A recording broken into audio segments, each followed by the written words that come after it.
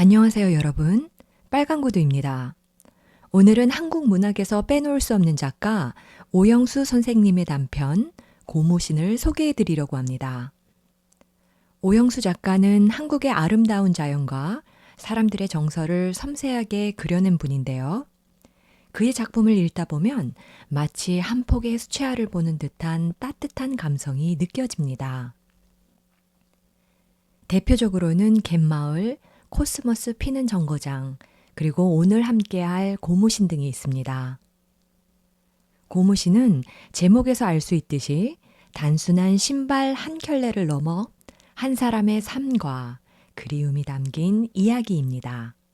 격동의 시대를 살아가는 사람들의 애환과 순수한 정서가 섬세한 문장 속에 녹아 있는데요.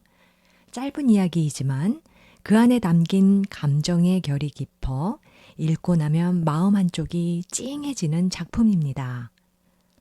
그럼 이제 오영수 작가의 고무신 함께 읽어보겠습니다. 보리밭 일항에 모이를 줍는 낫다구름만이 이따금씩 들려오는 고요한 이 마을에도 올봄 접어들어 안타까운 이별이 있었다. 바다와 시가지 일부가 한꺼번에 내다보이는 지대가 높고 귀한 동포가 누더기처럼 살고 있는 산기슭 마을이었다. 그렇기에 마을 사람들은 철수 내외와 같이 가난뱅이 월급쟁이가 아니면 대개가 그날그날의 날품팔이여다. 그렇기에 마을 사람들은 철수 내외와 같이 가난뱅이 월급쟁이가 아니면 대개가 그날그날의 날품팔이다. 밤이면 모여들고 날이 새면 일터로 나가기가 바빴다. 다만 어린아이들만이 마을 앞 양지 바른 담 밑에 모여 윤선이 오고 가는 바다를 바라보고 윤선도 보이지 않는 날은 무료에 지쳐버린다. 그러나 이 단조한 마을, 무료한 아이들에게도 단 하나의, 오직 단 하나의 즐거움은 있었다. 그것은 날마다 단골로 찾아오는 젊은 엿장수였다. 내려다 보이는 아랫마을을 거쳐 보리밭 사이길로 이 마을을 향해 올라오는 엿장수는 가위를 째깍거리면서 자, 엿이여 엿! 맛 좋고 빛 좋은 울릉도 호박엿! 처녀가 먹으면 시집을 가고 총각이 먹으면 장가를 들고 언제나 기익은 타령이건만 이 마을 사람들에게는 언제나 새롭고 즐겁고 또 신이 나는 넋두리였다. 엿장수가 마을 앞까지 채 오기도 전에 아이들은 벌써 길목에 쭉 모여서서 개선장군이나 맞이하듯 기다리고 섰다. 그러면 엿장수는 더 한층 가윗소리를 째깍거리고 길목돌 위에다 엿판을 턱 내려놓고는 자 어떠냐 하는 듯이 맛배기를 주면 아이들은 서로 다퉈 담을 치고 들여다본다. 그러나 막상 엿을 사먹는 아이는 좀채 보이지 않고 혹 떨어진 고무신짝이나 가지고 와서 바꿔먹는 아이가 없지는 않으나 그것도 매일같이 있을 리는 없다. 아이들은 사먹지는 못할 망정 보기만 해도 좋았다. 그 뽀얗게 밀가루를 쓴 엿가락이 가지런히 누워있는 엿판을 들여다보고 있을 양이면 저절로 입에 군침이 고이고 마음까지 흐뭇해지는 것이었다. 이 마을 아이들에게 있어 엿장수의 존재는 커다란 매력이었다. 이 마을 아이들에게 있어 엿장수의 존재는 커다란 매력이었다. 이 마을 아이들에게는 세상에서 가장 부러운 것이 엿장수였을는지도 모른다. 철수가 막 저녁 밥상을 박자 그보다 먼저 저녁을 먹은 6살짜리 영희와 4살짜리 윤희놈이 상머리에 와 앉는다. 영희놈이 시무룩한 상을 하고 누가 묻기나 한 듯이 어머닌 왜가 갔어? 한다. 즉 저희들을 안 데리고 갔다는 불평인 눈치다. 이런 때 저희들을 동정하는 눈치를 보이기만 하면 투정을 부리는 줄 알기 때문에 철수는 시치미를 딱 떼고 했을 뿐 더는 대꾸를 안았다. 윤희는 밥술 오르는 것만 하염없이 바라보고 있는데 영희는 제 말한 것이 아무 반응이 없어 계면적이 앉았다가 갑자기 생각난 듯이 앉은 걸음으로 한 걸음 앞으로 다가앉으면서 아버지! 하고는 채 대잡도 짓기 전에 아지마가 오늘 윤희 때리고 날 꼬집고 했어. 한다. 철수는 밥을 씹다 말고 응, 정말? 그래! 하고는 팔을 걷어 보이나 꼬집힌 흔적은 보이지 않았다. 그러자 작은 놈도 밑이 터진 바지를 젖히고 볼기짝을 가리키면서 애게 때려! 하는 것을 보아 거짓말은 아닌 것 같다. 의외인 일이었다. 그것은 식모아이 분수로서 함부로 애들을 때리고 꼬집었다든가 하는 무슨 명분을 가려서가 아니라 남이가 이 집에 온 이후 오늘까지 한 번이라도 애들에게 손찌검을 하거나 또 했다거나 하는 것을 보지도 듣지도 못했기 때문이었다. 만일 남이가 저희들 말과 같이 때리고 꼬집기까지 했을 때는 이만저만 일로서가 아니리라. 그래 왜 아지마가 때리고 꼬집더냐? 응? 한 놈도 대답이 없다. 철수는 부엌에서 저녁 설거지를 하고 있는 남이를 불렀다. 남이 역시 대답이 없다. 대답은 없으나 마룻개로 걸어오는 발자국 소리는 들린다. 부엌에서 할 대답을 방문을 열고서야 예! 하는 남이의 태도도 역시 여느 때와는 다르다. 철수는 부드러운 소리로 오늘 왜 윤희를 때리고 영희를 꼬집었냐? 아니 때리고 꼬집은 것은 나무람이 아니라 애들이 무슨 저지레를 했느냐 말이다. 아니 때리고 꼬집은 것을 나무람이 아니라 애들이 무슨 저지를 했느냐 말이다. 그제야 남이는 옆눈으로 영희와 윤희를 한번 흘겨보고는 오늘 뒷개울에 빨래를 간 새 영희와 윤희가 제 고무신을 들어다 엿을 바꿔 먹었어요. 어이없는 소리다. 철수는 못이 어쩌고 어째? 하고는 밥술을 걸쳐놓고 남이에게로 돌아앉으면서 아니 그래 넌 빨래 갈 때 신을 벗고 갔더냐? 아니요. 그럼 집에서 신는 헌신발 말고요. 옥색 신을요. 철수는 또 한 번 놀라지 않을 수 없었다. 응, 옥색 신이다? 예. 이 옥색 고무신으로 말하면 바로 작년 8월 대목이었다. 철수가 남이더러 추석 치레로 무엇을 해주면 좋냐고 물었을 때 남이는 옥색 바탕에 흰 테두리한 고무신이 소원이라고 했다. 옷은 작년에 지어둔 것이 있다는 말에 철수는 그의 아내에게서 들었기 때문에 한껏 해야 크림이나 한 통 사줄 생각으로 말한 것이 의외에도 옥색 고무신이라는데도 철수도 당황하지 않을 수 없었다. 그러나 한번 해준다고 한 이상 과하니 어쩌니 할 수도 없고 해서 좀 무리를 해서 일금 360원을 주고 사왔던 것이다. 남이는 무척 기뻐했고 그만큼 또 그 신을 아꼈다. 제갓세는 괴짝 속에 감춰두고 특별한 출입, 일테면 명절날이나 또는 심부름 갈 때나 학교 운동회 때나가 아니면 좀채 신질 않았고 또 한 번 신기만 하면 기어코 비누로 씻고 닦고 했다. 그렇기에 신어서 닳기보단 닦아서 닳는 것이 더했으리라. 그렇듯 골똘히도 아끼던 신이었으니 남인들 여간 속이 상했기에 때리고 꼬집었을까.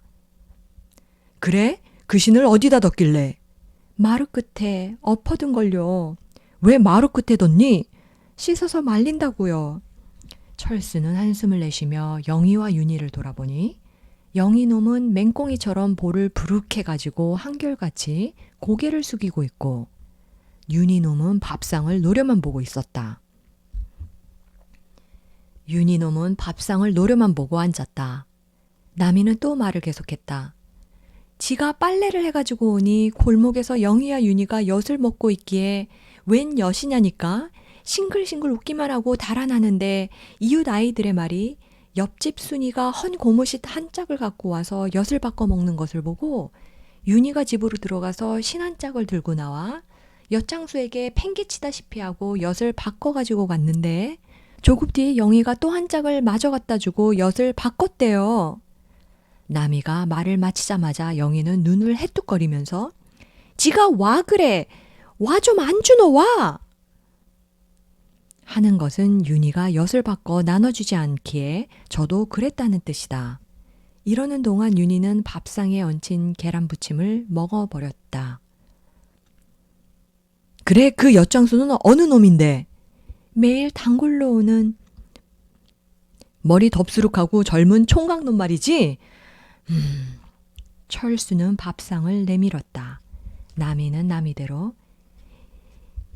이놈의 엿장수 오기만 와봐라 고 벼르면서 밥상을 내갔다. 영희 놈도 슬며시 일어나서 윤희 옆에 가서 잘 작정을 한다. 부엌에서는 남이가 엿장수에 대한 안가품을 하는 셈인지 솥전에 바가지 닭들이는 소리가 요란하다. 철수는 얘 남아 신을도로 찾아주든지 아니면 새로 사두든지 할 테니 바가지 너무 닭들이지 말고 그릇 조심해라. 그러고는 담배를 붙여 물었다. 그러나 세상이 도둑판이고 따라서 요즘 엿장수란 엿파는 빙자로 빈집을 노려 요강, 대야, 훔쳐가기가 예사고 심지어는 빨래까지 걷어가는 판인데 신으로 말하면 도둑질에 간 것도 아닌 이상 그놈을 잡고 힐난을 한 대자 쉽사리 찾아질 것 같지도 않았다. 영희와 윤희는 어느새 잠이 들었다. 웃옷을 벗기고 베개를 베어주고 철수도 옷을 갈아입고 자리에 누웠다. 밖은 물기 먹은 초여를 달이 희붓한데 남이는 설거지를 마쳤는지 부엌은 조용하다. 어디서 아낙네들의 울음소리가 먼 듯 가까운 듯 들려오고 밤은 간지럽게 깊어갔다. 남이가 세숫대야에 걸레랑 헌 양말이랑 담아 옆에 끼고 막 대문 밖을 나섰는데 엿장수의 가윗소리가 들렸다.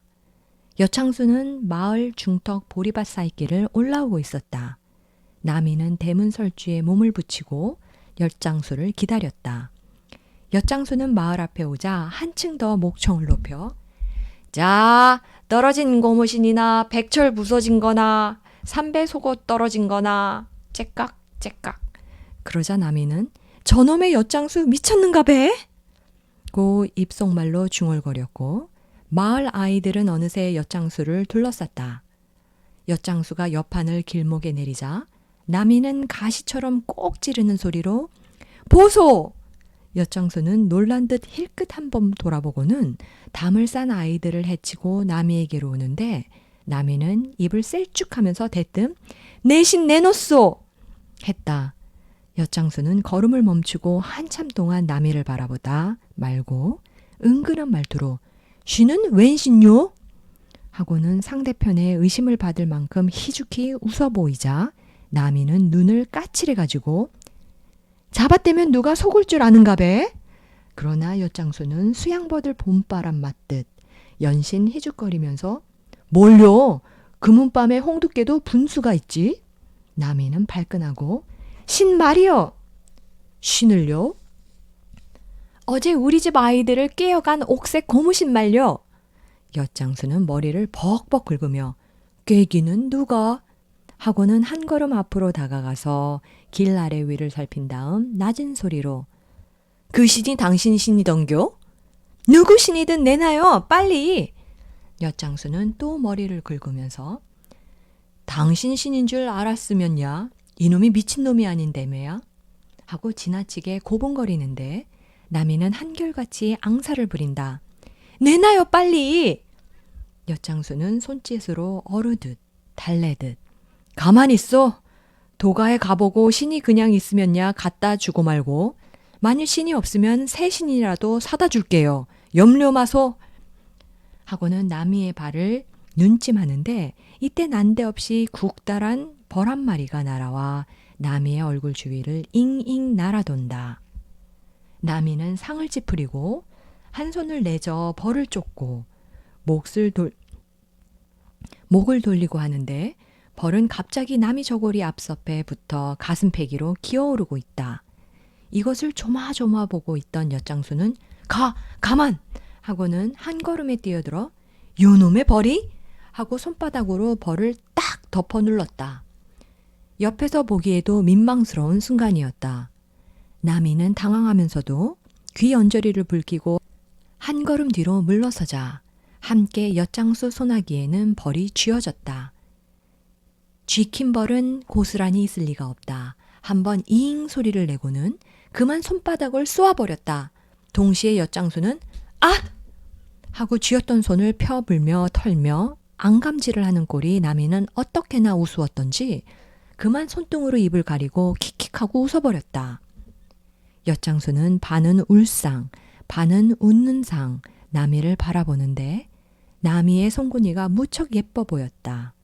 나미는 엿장수와 눈이 마주치자 무색해서 눈을 땅바닥으로 떨어뜨렸다. 살을 쏘아 버린 벌이 꽁무니에 흰실 같은 것을 달고 거추장스럽게 기어가고 있다. 나미의 시선을 따라온 엿장수 눈이 이것을 보자 그만 그 억센 발로 에이 에이 엥 하고 망깨 다지듯 짓밟고 문질러 좌치도 없이 해버리자 나미는 또 웃음이 나올 것만 같아 문을 밀고 안으로 들어가 버렸다. 엿장수는 무슨 발작이나 막 하고 난 사람처럼 맥이 없었다. 어깨와 두 팔을 축 늘어뜨리고 나미가 들어간 문 쪽을 한참 동안 멍하니 바라보고 나서야 비로소 어슬렁어슬렁 옆한께로 돌아왔다. 옆한가에는 아이들이 파리떼처럼 붙어 있다. 보아하니 윤희는 아랫배에 두 손을 붙여 도사리고 앉아 엿을 노리고 있고 영희는 서서 아이들과 어느 것이 굵으니 작으니 하며 태태거리고 있다. 엿은 애들이 그새 얼마나 손질을 했기에 가루가 벗어지고 노르스름한 알몸이 드러난 것이 따끈한 봄볕에 쪼여 노그라질 대로 노그라졌다. 이런 엿은 누가 시험 삼아 입에 넣어볼 양이면 단맛보다는 먼저 짭짤한 맛이리라. 엿장수는 아이들과 옆판을 번갈아 보다 말고 무슨 생각에선지 엿을 몇 가락 움켜쥐고는 가위로 때려 부숴 둘러싼 아이들에게 한 동강씩 선심을 쓰는데 그 중에도 영희와 윤희는 제일 큰 것을 받았다. 엿장수는 한쪽 어깨에 비스듬히 옆판을 메고 연신 힐끗힐끗 철순의 집을 보아가며 다음 마을로 건너갔다. 그러나 해질 무렵 해서 또다시 가위 소리가 들렸으나 엿장수는 옆판을 내리지도 않았고 또 아이들도 채 모이기도 전에 아랫마을로 내려가 버렸다. 다음 날도 좋은 날씨였다. 먼 산은 선잠 깬 여인의 눈시울처럼 자꾸만 선이 희미해 오고 수양버들은 아지랑이가 간지러운 듯 한들거렸다. 보리싹은 제법 파릇하고 남양담 밑에는 민들레가 놀란 듯 활짝 피었다. 오늘따라 엿장수는 일찍 왔다. 엿장수가 오는 시간은 누구보담 더 잘 알고 있는 이 마을 아이들에게 있어서는 작지 않은 사건이었다. 또 하나, 의외 일은 한 담배싹 차기면 다음 마을로 가버리는 엿장수가 오늘은 제법 아이들과 시시덕거리고 놀기를 시작한 것이다. 그뿐만 아니라 길목 타작마장에서 아이들과 뜀뛰기까지 하다가 점심때 가까이 해서야 다음 마을로 건너가는 것이었다. 아이들은 이제 모양으로 엿을 한 동강이씩 주지 않고 가는 것이 퍽이나 섭섭한 눈초리로 뒷골을 바라보았으나 보리쌀 삶을 지으면서 엿장수는 또 왔고 해가 져서야 돌아갔다. 다음 날도 그랬고 그 다음 날도 그랬다. 다만 전날과 다른 것은 영희와 윤희에게 엿을 한 가락씩 쥐어지고 간 것이다. 동네 아이들은 영희와 윤희가 무척 부러웠다. 날씨는 한결같이 좋았다. 산기슭 잔디 언덕에는 쑥싹을 캐는 소녀들의 색낡은 분홍치마가 애틋하게 정다워 보이고 개울가에는 냉이랑 독새랑 엿귀랑 미나리랑 싹이 뾰족뾰족 돋아났다. 엿장수는 한결같이 왔고 와서는 갈 줄을 몰랐다. 어떤 날은 벙글벙글 웃었고 웃는 날은 애들에게 엿을 나눠주었으나 벙어리처럼 덤덤히 앉았다가 가는 날은 엿맛을 못 보았다. 그렇기에 아이들은 엿장수가 오면 옆판보다 먼저 엿장수 누침부터 보는 버릇이 생겼다. 요즘은 그 텁스룩한 머리에다 기름 칠갑을 해가지고는 억지로 빗어 넘기고 또 옥색 인조견 조끼도 입었다. 낯익은 동네 아낙네들이 엿장수 요새 장가 갔는가배? 고 할라치면 엿장수는 수줍게도 씩 웃으며 그 펑퍼짐한 얼굴을 모로 돌리곤 했다. 하루는 철수가 저녁을 딴 데서 치르고 늦게 돌아오는데 어떤 젊은 사내가 대문틈으로 정신없이 집 앞을 들여다보고 있었다. 철수는 이놈이 바로 좀도둑이거니 하고 손가방으로 궁둥짝을 후리치며 웬 놈이냐? 하고 고함을 질렀다. 사나이는 그야말로 뱀이나 밟은 것처럼 기겁을 하고는 철수를 보자 이내 한 손을 머리로 올리고 꿈뻑꿈뻑 절만을 했다. 못을 훔치려고 노리는 거냐? 아니오시더. 저 댁에 강아지가 강아지가 어땠던 거야? 저 아니오시더. 연신 허리를 꿈뻑거리고는 비슬비슬 달아나 버렸다. 그놈 미친놈이군 했을 뿐 그 사나이가 엿장수인 줄을 철수는 몰랐다. 밤이면 개 짖는 소리가 요란했고 그런 밤이면 마을 사람들은 안팎문을 꼭꼭 걸어 닫았다. 어떤 사람은 철순의 집 담 밑에서 도둑놈을 보았다고 했고 또 어떤 사람은 길목에서도 보았다고들 했다. 개울 빨래터에서도 보았고 동네 우물가에서도 보았다고들 했다. 그러나 막상 도둑을 맞은 사람은 한 사람도 없건만 마을에서는 도둑 소문이 자자한 채 달도 바뀌고 제비 올 무렵 어느 날 저녁녘에 우연히도 남이 아버지가 찾아왔다. 철수 내외가 남이 아버지를 맨 나중 만나기는 지금으로부터 3년 전 윤희가 나던 해였다. 그러고 꼭 3년이 지났다. 3년 동안 남이 아버지는 많이도 변해졌다. 머리는 검은 털보다는 흰 털이 훨씬 더 많았고 그 길스만 얼굴은 유지를 비벼놓은 것처럼 주름살이 잡혔다. 저녁을 먹고 나서 남이 아버지는 내가 달려온 것이 아님더 하고는 담배를 잰다. 철수 내외는 암만 해도 이 영감이 딸을 보러만 온 것이 아니라고 짐작은 하면서도 무슨 일인데 새삼스리 그러자 남의 아버지는 안 그런기요.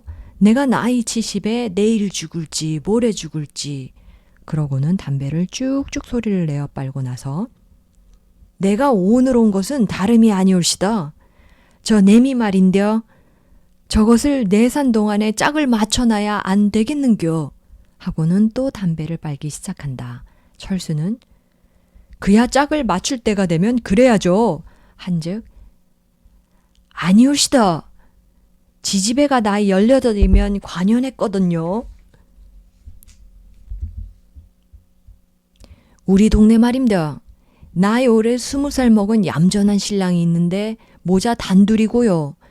뱃일이고 밭일이고 입댈 것 없지요. 철수는 듣다 못해 그래서 영감은 거기다 남이를 시집 보내겠단 말씀이죠? 아임요.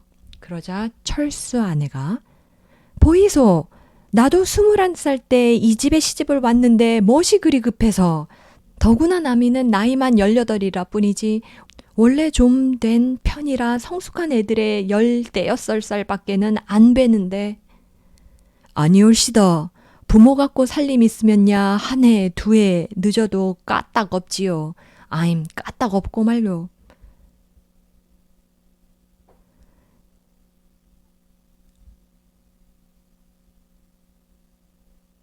그렇지 않아도 20살은 안 넘길 작정을 하고 또 준비도 하고 있어. 20살이라는 말에 남이 아버지는 그만 질색을 하면서 엄마이 무슨 말인겨? 당참 신다. 하고는 나까지 불키웠다. 철수 아내가 또 무슨 말을 하려는 것을 철수는 손짓으로 막고 영감 잘 알았소. 그만 건너가서 편히 쉬이소. 하자 그제야 남이 아버지는 안심이 되는 듯 일어서며 내일 아침에 일찍 가겠심더. 안 그런겨? 기왕 남의 권식 될 바에야 하루라도 일찍 보내는 게 좋지 않겠는겨? 하고 또 뭐라고 중얼중얼하면서 건너갔다. 남이는 여는 때와 조금도 다름없이 부엌에서 아침차비를 하고 있다. 다만 다른 것은 눈시울이 약간 부은 것뿐이다. 이날 철수 내외는 둘 다 결근을 했다. 철수 아내는 그동안 장만해 두었던 나미의 옷감을 꺼냈다. 그리 좋은 것은 아니나 그래도 저고리감이 4벌, 치맛감이 3벌, 그 밖에 자기가 시집 올 때 해온 무색 옷 중에서 시속에 맞지 않고 색이 너무 난한 것을 추려 몇 벌, 또 속옷, 이것저것 해서 한 보퉁이는 조이되었다. 아침을 치르고 나서 철수 내외는 나미를 불러갈 채비를 하라고 이르고 그의 아내는 미쳐든 보퉁이를 헤치고 이것은 못이지, 이것은 언제 입는 옷이고 또 이것은 다시 고쳐야 하고 하면서 일일이 일러주는데 나미는 듣는 둥 마는 둥 하고 아직 설거지도 안 했는데 하고 일어선다. 내가 할 테니 그만두고 어서 머리 빗어라. 그리고 옷은 이걸 입고 버선은 요전번에 씻던 것 신고. 그러나 나미는 물도 안 길었어요 하고 또 밖으로 나가려고 한다. 그만둬라. 요새 물이 딸려서 일찍 가야 해요. 그러자 건너방에서는 나미 아버지가 남아 준비 다 됐냐? 자 시간 놓칠라. 속히 가자 하고 소리를 질렀다. 나미는 건너방 쪽을 흘겨보고 가고 싶던 거 혼자 가지 하고 중얼거리면서 또 밖을 나가려는 것을 이번에는 철수가 불러들여 가보고 만탕창거든 다시 오더라도 가도록 해야지. 차 시간도 있고 하니 빨리 차비를 해라 하고 타이르는데 나미 아버지는 벌써 뜰에 나와 기다리고 있다. 나미는 그제야 낫을 씻고 제가 일상 쓰던 물건들을 챙겼다. 크림통과 가루 분통이 하나씩, 그리고 한쪽 모가 떨어져 삼각이 된 거울이 1개, 얼레빛과 참빛, 그 밖에 숯본, 골무, 백앤모, 색홍겁, 당색이, 분홍치마에 흰 반회장 저고리를 입고 맑은 때가 무를락 말락 한 버신을 신은 나미는 딴 사람같이 이뻐 보였다. 어디다 내세우더라도 얌전한 색식감이었다. 나미 아버지는 대문짝에 담뱃대를 딱딱 두드리면서 헛기침을 하는 것은 빨리 나오라는 재촉일 게다. 철수 아내는 이모저모 나미 옷맵시를 보아주고 어서 가거라. 너 잔치할 때는 너 아저씨가 가든지 내가 가든지 꼭 할 테니. 그러나 나미는 한마디 인사말도 없이 영희와 윤희를 찾는다. 골목에 나가 놀고 있던 영희와 윤희는 나미의 달라진 모양을 보고 눈이 동그래져서 아줌매 어디 가노? 하고 묻는다. 나미는 대답도 않고 두 아이를 데리고 건너방으로 들어가 영희와 윤희를 세운 채 나미는 두 팔로 가둬안고 윤아야, 아지마 가면 네 빠빠 누가 줄꼬? 하자 영희가 또 아지마 어디 가노? 하고 묻는다. 나미는 목맴 낮은 소리로 우리 집에 간다. 그러나 영희는 거짓말이다. 이거 너가 집 아닌코 뭐고? 하고 발까지 구르며 짜증을 낸다. 갑자기 윤희가 그 넓적한 입을 삐죽거리면서 억실억실한 눈에 눈물을 한박 가둔다. 나미는 지그시 팔에 힘을 준다. 윤희 눈에서 눈물 한 방울이 떨어져 나미의 자주 옷고름에 얼룩이 진다. 바로 이때다. 골목에서 엿장수 가위 소리가 들려왔다. 나미는 재빨리 윤희를 업고 영희의 손목을 잡은 채 밖으로 나갔다. 나미 아버지는 벌써 저만치 철수와 하직을 하면서 내려가고 엿장수는 막 철수네 집 앞에서 대문을 나서는 나미와 마주쳤다. 엿장수는 얼빠진 사람처럼 나미를 바라보는데 나미의 눈에는 순간 어두운 그림자가 지나갔다. 나미는 윤희를 업은 채 허리를 굽히고 몸을 약간 둘러 치맛자락을 걷고 빨간 콩주머니에서 10원짜리 2장을 꺼내 엿장수를 주었다. 엿장수는 그제야 눈을 돌려 나미와 돈을 번갈아 보다 말고 신문지 조각에 엿을 너댓가락 싸서 아무 말도 없이 돈과 함께 내민다. 나미는 약간 망설이다가 역시 아무 말도 없이 한 손으로 받아가지고는 영희를 앞세우고 안으로 들어왔다. 엿장수는 멍하니 대문만 쳐다보고 있다가 침을 한번 꿀꺽 삼키고 나서 옆판을 울려매고는 혼잣말로 꽃노름을 가면 자진의 골짜기지. 그럼 한 걸음 앞서 울음고개로 질러가면 되겠지. 이렇게 중얼대면서 엿장수는 빠른 걸음으로 담 모퉁이를 돌아 울음고개로 향해 갔다. 나미는 그 엿장수에게 받은 엿을 영희에게 둘, 윤희에게 둘, 각각 손에 쥐어주고서도 한 동황이 잘라 입에 넣고는 손수건으로 윤희 눈물 자국과 영희 코 밑을 닦아주고서야 보퉁이를 들고 일어섰다. 영희와 윤희는 엿먹기에 여념이 없었다. 철수 안에는 보통이 한 개를 들고 따라 나오면서 나미에게 귓속말로 무엇을 일러주고 이래서 나미는 떠나간다.